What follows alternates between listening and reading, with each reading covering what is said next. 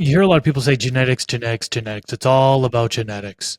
How important is the choice of strain when aiming for high yields with autoflowers? And can you recommend some top performing strains? But I always love to say can you can mess up any genetics, but you can grow something fantastic out of trash genetics, right? I mean, if the information isn't there, no matter if it's you or anybody who is like the most pro grower, if you have not good genetics, it will just not work as well.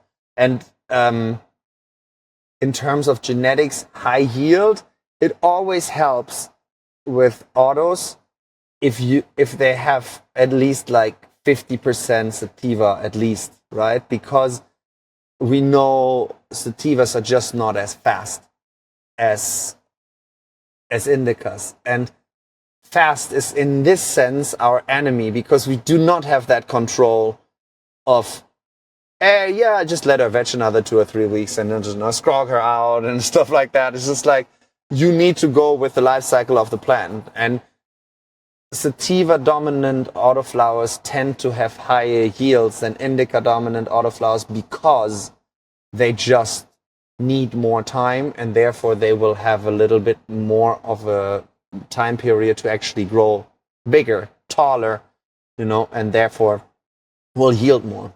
And I know you work for Fast Buds and you've grown out so much of their stuff. Do you have maybe like a top two or three strains that you can kind of recommend here? I mean, everything with the word gorilla will be very satisfying. Like there's a GG4 cut in the Holy Halls somewhere of Fast Buds, which did some miracles, and it worked really well with. It doesn't matter if it's strawberry gorilla cookies, or gorilla Skittles.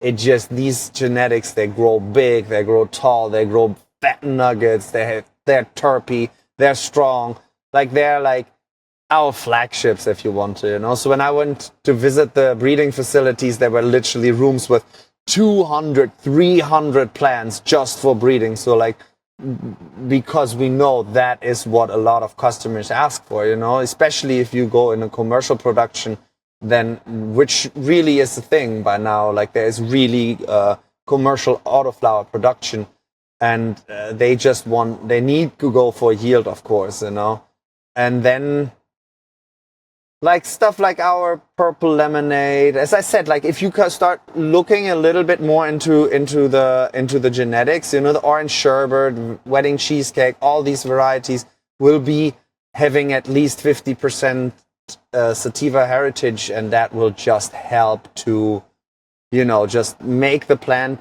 that much bigger, and that just helps, because if the plant's ready in 8 weeks, there's big plants in 8 weeks, but it's just a little less time. This clip is brought to you by AC Infinity. Use discount code MrGrow at 15 to save on any of their products.